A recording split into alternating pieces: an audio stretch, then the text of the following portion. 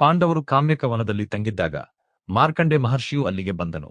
ಧರ್ಮರಾಜನು ಅವರಿಗೆ ತಾವು ಎದುರಿಸುತ್ತಿರುವ ಕಷ್ಟಗಳನ್ನು ಮತ್ತು ದ್ರೌಪದಿ ಎದುರಿಸುತ್ತಿರುವ ಕಷ್ಟಗಳನ್ನು ಅವನಿಗೆ ತಿಳಿಸಿ ಹೀಗೆಂದು ಹೇಳಿದನು. ಓ ಮಹಾನ್ ಋಷಿವರ್ಯರೇ, ದ್ರೌಪದಿ ಪಟ್ಟಂತಹ ಕಷ್ಟಗಳನ್ನು ಪತಿವ್ರತೆಯಾದ ಯಾವುದೇ ಸ್ತ್ರೀ ಎಂದಾದರೂ ಎದುರಿಸಿದ್ದಾಳೆಯೇ? ಹೇಳಿ. ಹೇ ಯುಧಿಷ್ಠಿರ, ನಿನಗೆ ಸತಿ ಸಾವಿತ್ರಿಯ ಕಥೆ ಗೊತ್ತಿಲ್ಲವಾದ್ದರಿಂದ ಹೀಗೆ ಮಾತನಾಡುತ್ತಿರುವೆ.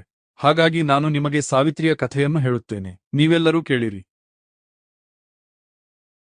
ನಂತರ ಮಾರ್ಕಂಡೇಯನು ಪಾಂಡವರಿಗೆ ಸಾವಿತ್ರಿಯ ಕಥೆಯನ್ನು ಹೇಳಿದನು. ಬಹಳ ಹಿಂದೆ ಅಶ್ವಪತಿ ಎಂಬ ನೀತಿವಂತ ರಾಜನು ಮಾದ್ರ ದೇಶವನ್ನು ಆಳುತ್ತಿದ್ದನು. ಅವನಿಗೆ ಮಕ್ಕಳಿರಲಿಲ್ಲ. ಆದ್ದರಿಂದ ಅವನು ಕಟ್ಟುನಿಟ್ಟಾದ ನಿಯಮಗಳೊಂದಿಗೆ ಸಾವಿತ್ರಿ ದೇವಿಯನ್ನು ಪೂಜಿಸಿದನು ಹಾಗೂ ಹವನ ಮತ್ತು ಹೋಮವಿಧಿಗಳನ್ನು ಮಾಡಿದನು.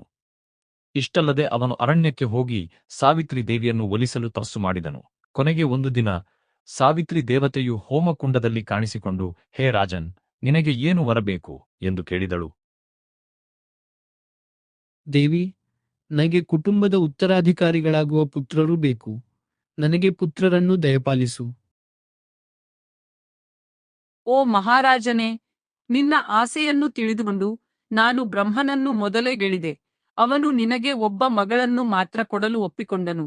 ಆದ್ದರಿಂದ ಅದನ್ನು ಒಂದು ದೊಡ್ಡ ಉಡುಗೊರೆ ಎಂದು ಪರಿಗಣಿಸಿ ನೀನು ತೃಪ್ತನಾಗು.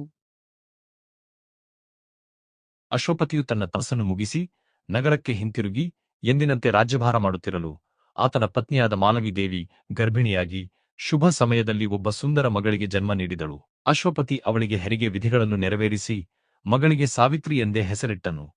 ಸಾವಿತ್ರಿ ದಿನೇ ದಿನೇ ಭವ್ಯವಾಗಿ ಬೆಳೆದು ಹೆಚ್ಚು ಹೆಚ್ಚು ಸುಂದರಳಾದಳು. ಅವಳನ್ನು ನೋಡಿದವರು ತುಂಬಾ ಪ್ರಭಾವಿತರಾದರು. ಅವಳು ಸ್ವತಃ ದೇವತೆ, ಮಾನವಳಾಗಿ ಜನ್ಮ ಪಡೆದಿದ್ದಾಳೆಂದು ಭಾವಿಸಿದರು. ಒಂದು ದಿನ ಅಶ್ವಪತಿ ಅವಳಿಗೆ ಹೀಗೆಂದು ಹೇಳುತ್ತಾನೆ. ಪುತ್ರಿಯೇ, ನೀನು ಯುಕ್ತ ವಯಸ್ಸಿಗೆ ಬಂದಿರುವೆ.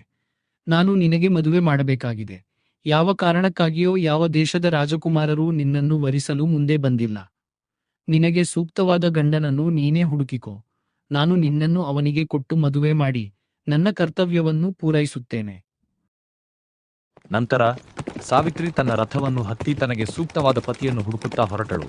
ಅವಳು ಹಲವಾರು ರಾಜರ್ಷಿಗಳ ಆಶ್ರಮಗಳ ಉದ್ದಕ್ಕೂ ಮತ್ತು ಅಗಲಕ್ಕೂ ಸಂಚರಿಸತೊಡಗಿದಳು.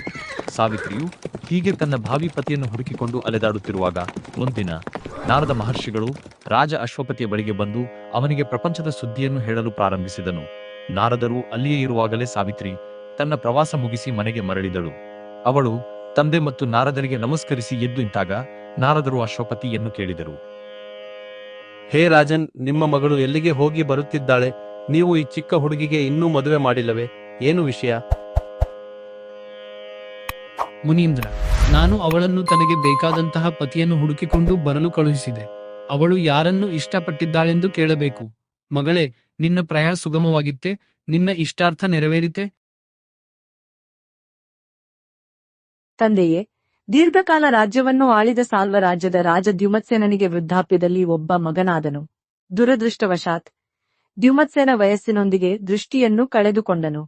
ಇದನ್ನು ಅರಿತ ಶತ್ರುಗಳು ದಂಡೆತ್ತಿ ಬಂದು ಅವನ ರಾಜ್ಯವನ್ನು ವಶಪಡಿಸಿಕೊಂಡರು. ಆ ವೃದ್ಧ ರಾಜನು ತನ್ನ ವೃದ್ಧ ಹೆಂಡತಿ ಮತ್ತು ಶಿಶು ಮಗನನ್ನು ಕರೆದುಕೊಂಡು ಕಾಡಿನಲ್ಲಿ ವಾಸಿಸುತ್ತಾ ತಪಸ್ಸು ಮಾಡುತ್ತಿದ್ದನು.